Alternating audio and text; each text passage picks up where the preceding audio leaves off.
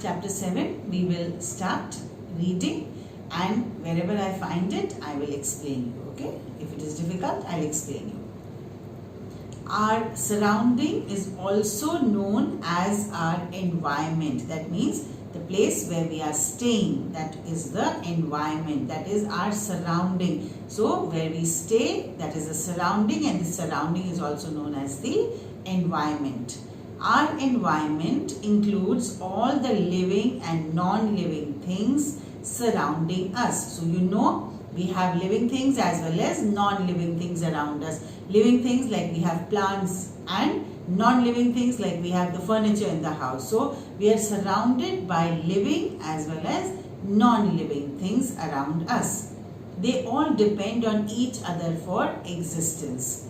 Non-living things like air, water, land, rainfall, wind and sunlight affect the survival of living things. So all this, air, water, rainfall, wind, sunlight, all this affect our living, because we all require sunlight, we all require wind, we all require rainfall. Without the rainfall, you will not have the crops grown properly. Without the sunlight, you will not have the photosynthesis process, and the plants will not produce their food. So these are all non-living things, but we require them for our existence. That is why they are saying that even though they are non-living things, we require them.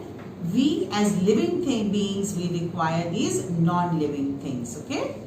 At the same time, all the living things also depend on each other for survival. The next heading is interdependence in living beings. Interdependence, I told you, depending on each other.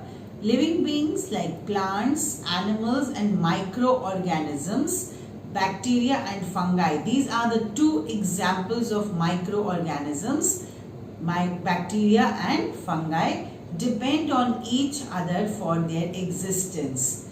Plants take carbon dioxide from air and water and nutrients from soil. You know that when plants, they give out oxygen, we breathe in oxygen, and when we give out carbon dioxide, plants take in carbon dioxide. Okay, हम लोग oxygen breathe करते हैं और plants carbon dioxide take करते हैं. So with the help of carbon dioxide, they prepare the food in the process what you call as photosynthesis. So this is what they are trying to say here, that carbon dioxide, plants take carbon dioxide from the air and water and nutrients from the soil.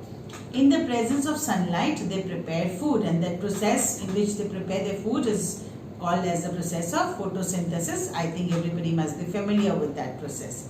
This process of preparing food is called photosynthesis. In this process, they release oxygen in the air. So when the process of photosynthesis is taking place, they give out oxygen in the air, and that oxygen is taken by us, and that oxygen helps us to be alive. If the oxygen is not there, we will not be able to survive, children. Okay, so oxygen is very, very important. And from where do we get this oxygen? We get this oxygen from the plants. Oxygen is very essential for animals to breathe in and stay alive. Animals breathe in oxygen and give out carbon dioxide, which is needed by the plants. Plants and their products are eaten by animals for survival. Plants and their products, like suppose you are talking about the vegetables, you are talking about the grass, all that is the plant product. So we all eat the plant products. Animals, they eat grass. Animals, they eat the plants. So we all are dependent on each other. This is what they are trying to tell you simply. Plants also provide shelter to many animals. Animals also help in the survival of plants by facilitating dispersal of seeds.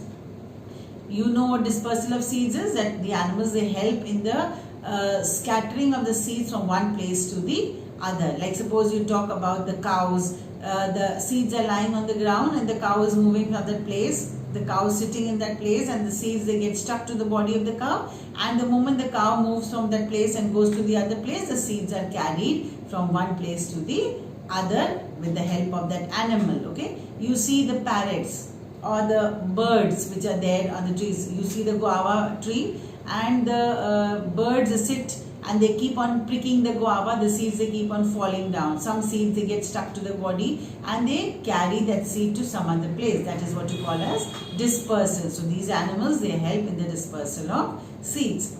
When animals die, their flesh is eaten by other animals. The leftover is eaten or decomposed by microorganisms, thus keeping the environment clean. You know about the scavengers. They have this duty only. Whenever the animal dies and nobody is there to pick up that animal, the scavengers like crows and vultures, they all come and they all sit and eat away that dead body of the animal. So they are called the cleaners. They clean the environment, correct? So this is what they are saying over here.